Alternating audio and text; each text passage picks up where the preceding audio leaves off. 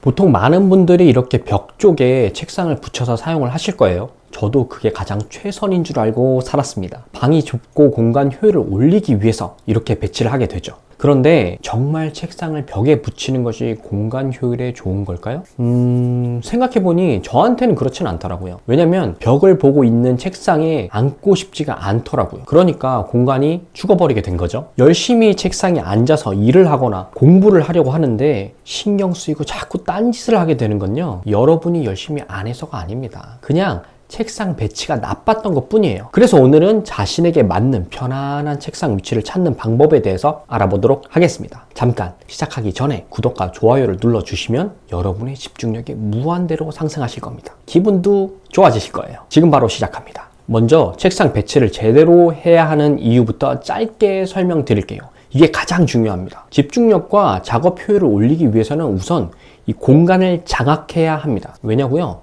잘 생각해 보세요. 권력자는 모두를 지켜볼 수 있는 자리에 항상 앉아 있습니다. 회사 사무실에서도 팀장은 창가 근처에 앉고 아래 직원들은 그 앞에 쭉 앉아 있지 않던가요? 팀장의 모니터를 팀원들은 볼 수 없지만 팀장은 팀원들의 모니터를 모두 볼 수 있는 형태예요.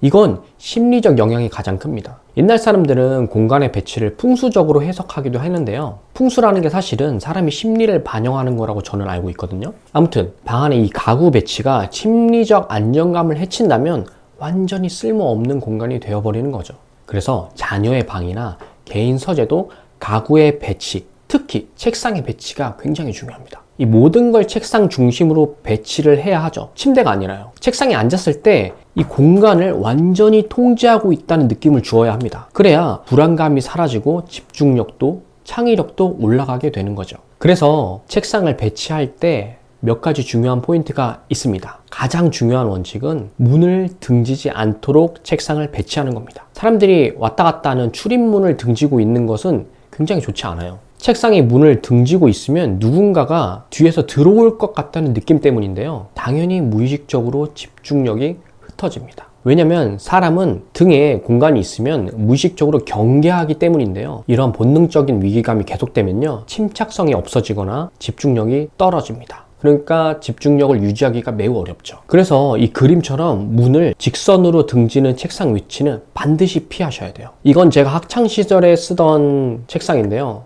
이 부모님께서 문을 등지고 책상을 배치하셨어요. 저는 여기서 공부를 해본 적이 없습니다. 바로 옆에 침대가 있을 뿐더러 정리도 잘 안 되고요. 공부도 안 하게 되더라고요. 정말로 앉은 기억이 별로 없어요. 부모님이 문을 벌컥 열고 들어오는 게 너무 싫었기 때문이었던 것 같아요. 그래서 아예 앉을 생각조차 안 했던 것 같네요. 정말 최악이었죠. 지금도 책상을 문에 등지고 배치하고 쓰고는 있는데요. 업무를 하고 있을 때 와이프가 문을 벌컥 열어서 놀랬던 적이 한두 번이 아닙니다. 몰래 엉뚱한 짓 하면서 놀고 있었더라면 굉장히 난감했을 상황이죠. 그래서 이번 영상을 만들면서 조사한 내용을 바탕으로 저도 책상 배치를 바꿀 예정입니다. 어쩐지 집중하기 굉장히 어렵더라고요. 그럼 이게 나를 포함한 소수만 그런 거냐? 그런 건 아니더라고요. 실제로 사람이 위험 상황에 처했을 때 뇌가 어떻게 반응하는지에 대한 연구가 굉장히 많잖아요. 폴란드의 한 대학 연구진이 밝힌 결과에 따르면 사람이 위험에 처했을 경우 남자는 투쟁 또는 도주 반응을 보인다고 해요. 그런데 이 방문이 뒤에 있을 때는요, 처음부터 도주로가 막힌 상태인데다가 상대가 들어오면서 내가 어떤 작업을 하고 있는지 단박에 파악이 되는 반면에 앉아있던 나는 대응을 할 수 있는 아주 짧은 시간조차 확보할 수가 없죠. 그렇기 때문에 무의식적으로 계속 긴장 상태를 유지하게 됩니다. 그러니까 이렇게 쓸데없이 신경을 써야 하니 정작 중요한 일에 써야 할 에너지가 낭비된다고 볼 수 있습니다. 이 두 번째 원칙은 침대보다 책상의 위치를 먼저 지정하는 게 중요하다는 겁니다. 이 침대 부피가 크기 때문에 많은 분들이 침대를 먼저 방에 두고 그 다음에 책상 위치를 고민하는 분들이 많으실 건데요. 방 사이즈가 협소하다면 우선순위를 정해야 하죠. 저는 단연코 책상입니다. 저는 책상과 의자에 앉아서 활동하는 것에 초점을 두고 있다 보니까 침대에 큰 비중이 없습니다. 사실 침대는 없어도 바닥에서 잘 자거든요. 이 세 번째, 되도록이면 책상에 앉아 있을 때 문이 보이도록 배치를 해주세요. 첫 번째 이유와 비슷한 건데요. 이 심리적 불안감을 최소화하기 위해서입니다. 그리고 사람이 프라이버시라는 게 있잖아요. 부모 자식 간에도 부부 간에도 프라이버시를 존중해 줘야 한다는 겁니다. 그래야 하나의 인격체로서 인정받는 느낌이랄까? 집에 왔는데 내 공간이 없다고 상상해 보세요. 집에 들어가고 싶겠어요? 아늑한 내 집이 아니라 또 다른 전쟁터처럼 느껴질 겁니다. 그러니까 방에 들어왔을 때 벽 하나를 선택해서 그 벽을 등지고 책상을 한번 배치해 보도록 하세요. 잊지 마세요.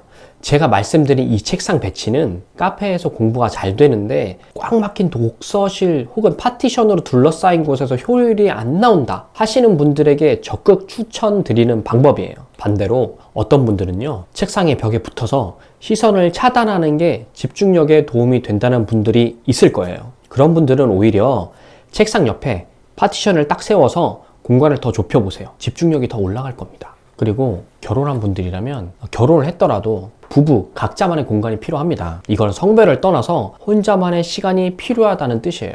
앞서 말씀드렸듯 공간에 대한 완전한 통제가 인간에게는 필요하기 때문입니다. 방이 있다면 정말 좋은데요. 아이들이 태어난 지 얼마 안 돼서 모든 공간이 아이들 장난감들로 채워져 있다면 어떤 분들에게는 이 차량 내부가 될 수도 있고요. 옷장이 되어도 됩니다. 오로지 내가 정리하고 내가 통제할 수 있는 공간이라는 게 중요합니다. 그런데 이마저도 안 된다?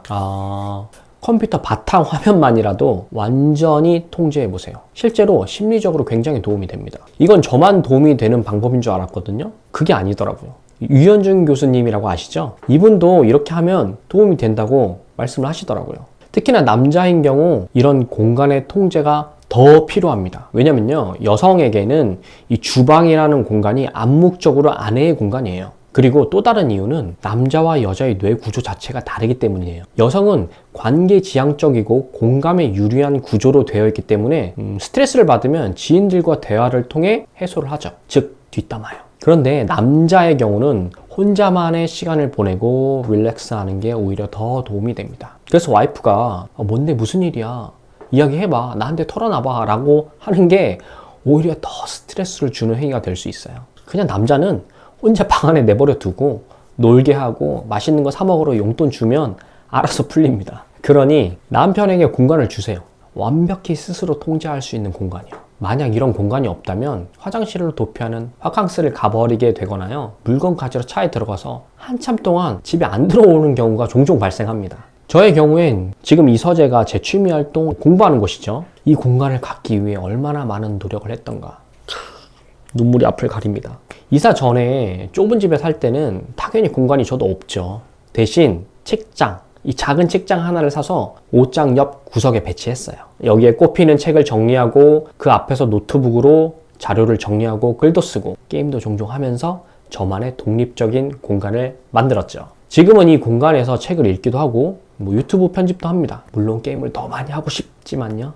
남자들에게 여러 취미가 있겠지만 아마 게임이 가장 대중적이고 간편하게 즐길 수 있는 취미일 거예요. 다른 취미에 비해서 그나마 돈이 적게 드는 취미이기도 하고요. 그건 아닌가?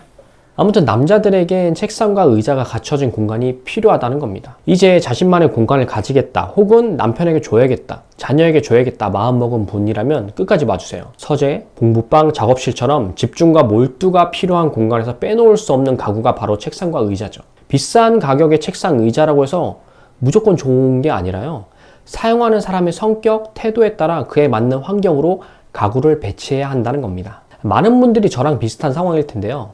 저 같은 경우 퇴근 후에 컴퓨터를 사용하다 보니까 집에서 오랜 시간 앉아 있는 건 아니었거든요. 이런 상황에서 비싼 의자와 책상을 사는 건 좀 아깝다는 생각이 들었어요. 그리고 자주 이사를 다니다 보니까 이사를 할 때마다 가구에 손상이 가서 비싼 의자와 책상을 쓰기엔 좀 아깝더라고요. 그래서 저도 처음엔 아주 저렴한 제품부터 시작을 했죠. 컴퓨터와 모니터만 해도 가격이 비싸잖아요. 100만 원 돈이 훌쩍 넘어가니까 말이죠. 거기에 책상과 의자까지 비싼 걸 사기엔 주머니 사정이 넉넉치 않기도 하고요. 그래서 처음엔 책상과 의자 합해서 한 15만 원 내외로 구입을 했던 것 같아요. 예를 들어 이런 제품들이요. 자, 오늘의 결론입니다. 첫째, 책상 배치에 있어서 책상을 벽에 붙이고 문을 등지고 앉는 건 피해주세요. 오히려 벽을 등지고 문을 옆쪽이나 정면에 배치하는 걸 고려해 보세요. 시야가 트이면서 자연스럽게 먼 곳을 바라보며 긴장을 이완시킬 수 있어요. 둘째, 자신만의 공간을 갖는 걸 꼭 추천드립니다. 결혼한 분들에게는 조금 어려울 수 있겠지만 그래도 배우자가 목표를 가지고 뭔가 노력하고 있다면 꼭 공간을 마련하고 응원해 주세요. 셋째, 저렴한 책상과 의자부터 시작하세요. 처음부터 비싼 제품은 부담이 되니까 말이에요. 그러니 우선 저렴한 제품들로 방을 꾸며보고 어떤 배치가 자신에게 맞는지 계속 변화를 줘보세요. 저도 지금 이 책상 배치를 계속 바꿔보고 있긴 한데요. 최고로 적합하다고 생각하진 않거든요. 저도 이번 영상을 마무리하고 배치를 조금 바꿔보려고 합니다. 오늘 영상을 끝까지 봐주셔서 감사드리고요. 저는 또 책상의 위치를 바꿔보고 느낀 점을 여러분께 공유해 드리려고 합니다. 다음 영상도 궁금하실 텐데요. 제 채널이 워낙 작기 때문에 구독과 좋아요를 해주셔야 다음 영상을 쉽게 찾으실 수 있으실 거예요. 남자들, 남편들의 공간을 꼭 지키기 위해서 더 좋은 영상으로 찾아뵙겠습니다. 좋은 하루 되세요. 오늘은 여기까지.